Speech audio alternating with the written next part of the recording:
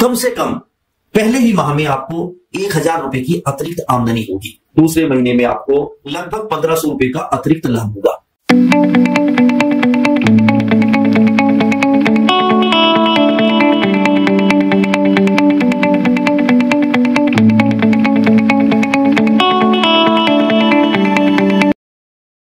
बिना खर्चा बढ़ाए गाय भैंस से अधिक दूध कैसे पाए?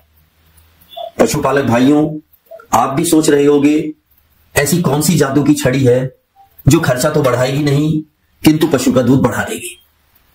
आइए आज इसी बात पर चर्चा करते हैं।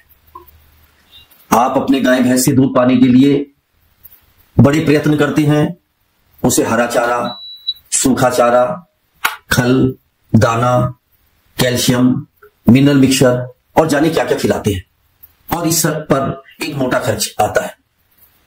आप जानते हैं कि जब पशु को कोई भी चारा दाना खिलाया जाता है तो वो पचने के बाद जब आंतों में पहुंचता है तो आंतों में छोटी छोटी संरचनाएं, जिन्हें विलाई कहते हैं, उनके द्वारा इस खाए गए चारे दाने से पोषक पदार्थों को चूस लिया जाता है।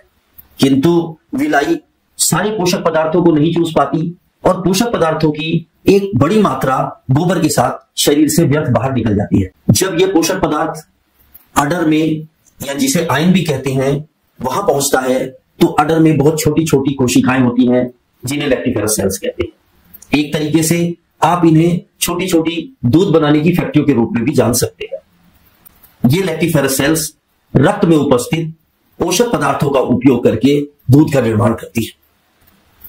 अब बात करते हैं मिल्कोप्लान की। मिल्कोप्लान एक नेचुरल हानि रहित प्रोडक्ट है जो कि दुग्ध उत्पादन बढ़ाने में अत्यंत कारगर पाया गया है। मिल्कोप्लान दो तरीके से काम करता है। सबसे पहले ये आंतों की विलाई की कार्यक्षमता को बढ़ाता है, जिसकी वजह से विलाई उस पोषक पदार्थ को भी जो कि गोबर के साथ शरीर से बाहर निकल रहा था चूसकर रक्त में मिला देती है, जिसकी वजह से लैक्टिफेरस सेल्स को मिलने वाले पोषक पदार्थों की मात्रा बढ़ जाती है और दुग्ध उत्पादन भी बढ़ जाता है। दूसरी तरफ मिल्कोप्लान में उपस्थित विशेष घटक लैक्टिफेरस सेल्स पर कार्य करते हैं और लैक्टिफेरस सेल्स की दुग्ध बनाने की क्षमता को भी बढ़ा देते हैं। अब लैक्टिफेरस सेल्स अधिक क्रियाशील होकर पोषक पदार्थों की संपूर्ण मात्रा को दूध में बदल देती है और पशु का दूध बढ़ जाता है। अब बात आती है खर्च की। पशुपालक भाइयों, आप पूछ सकते हैं कि मिल्कोप्लान खरीदने में भी तो पैसे खर्च होंगे। मिल्कोप्लान का 20 पाउच का डिब्बा भी तो 330 रुपए का आएगा, तो फिर हमारा खर्च तो बढ़ ही जाएगा।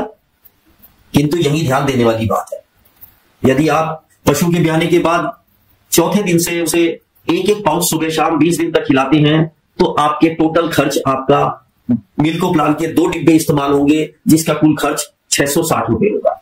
बाकी उस महीने के बचे हुए 10 दिन में आपको एक पाउच रोज दिन में एक बार खिलाना है और उन 10 दिन का आपका खर्चा 165 रुपए होगा।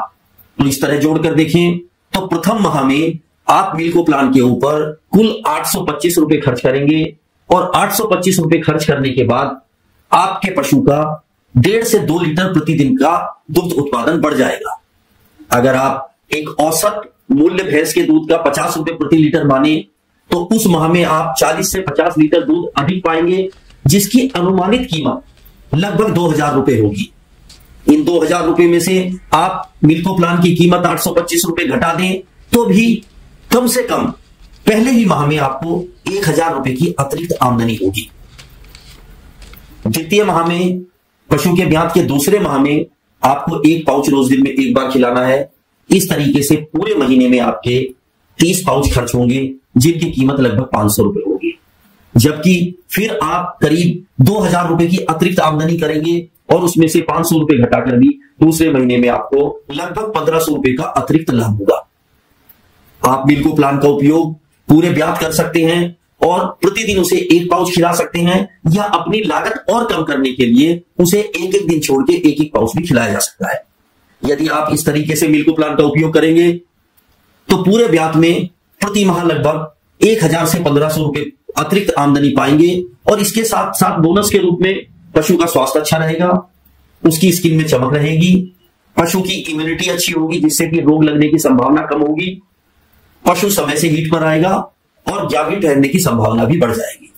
यहां ध्यान रखने वाली बात है कि पशु की डीवर्मिंग समय समय पर कराते रहें और पशु किसी भी रोग से मुक्त हो, नहीं तो पशु का दूध नहीं बढ़ेगा। तो पशुपालक भाइयों, आपने देखा कि किस तरीके से आप अपने खर्चे को बढ़ाए बिना अपने पशु से अधिक दूध प्राप्त कर सकते हैं और अपनी आमदनी को बढ़ा सकते हैं। आज के लिए बस इतना ही, फिर किसी दिन किसी और समस्या पर चर्चा करेंगे। नमस्कार।